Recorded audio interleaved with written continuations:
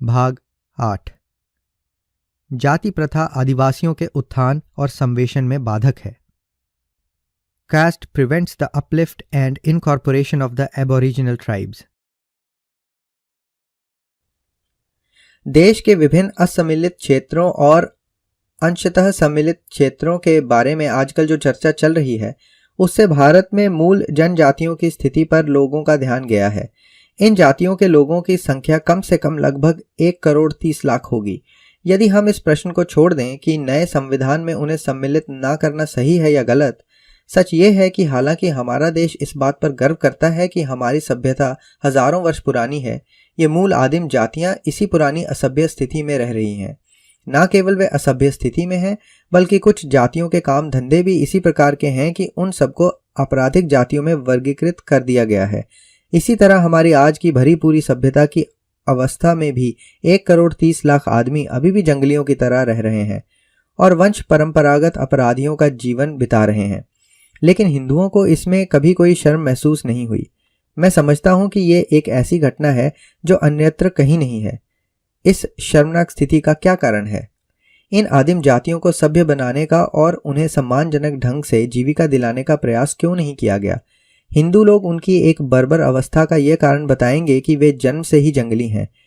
वे ये कभी नहीं मानेंगे कि ये आदिम जातियां इस कारण जंगली की जंगली रह गई हैं क्योंकि हिंदू लोगों ने उन्हें सभ्य बनाने, उन्हें चिकित्सीय सहायता देने, उन्हें सुधारने और उन्हें अच्छा नागरिक बनाने का कोई प्रयास ही नहीं किया। अब मान लें कि कोई हिंदू भी इन मूल निवासियों के लिए वह सब कुछ करना चाहता है जो ईसाई प्रचारक कर रहा है, तो क्या वह वैसा कर पाता? मैं कहता हूं नहीं। मूल निवासियों को सभ्य बनाने का आशय होगा अपने ही लोगों की तरह उन्हें अपना बनाना, उनके बीच जाकर रहना और उनके बीच बंधुता की भावना विकसित करने की कोशिश करते रहना। किसी हिंदू के लिए ऐसा करना कैसे संभव है? उसकी पूरी जिंदगी अपनी जाति को बनाए रखने की भरसक कोशिश तक ही सीमित है। जाति ही उसकी वह अमूल्य निधि है जिसकी उसे हर कीमत पर रक्षा करनी है। उसे यह कभी सहन नहीं हो सकता कि वह उस निधि को उन मूल आदिम जातियों से संपर्क करने में गंवा दे जिन्हें वैदिक काल से ही नीच अनार्यों का अंश माना जाता रहा है। ऐसा नहीं है कि हिंदुओं को पतित मानवता के उत्थान की कर्तव्य भावना सिखाई ही नहीं जा सकती, लेकिन कठिनाई ये है कि चाहे उनमें कितनी ही कर्तव्य भावना क्यों न भर दी जाए, उनकी अपनी जाति की रक्षा की उनकी कर्तव्य भावना उन पर हमेशा विजय पा लेगी।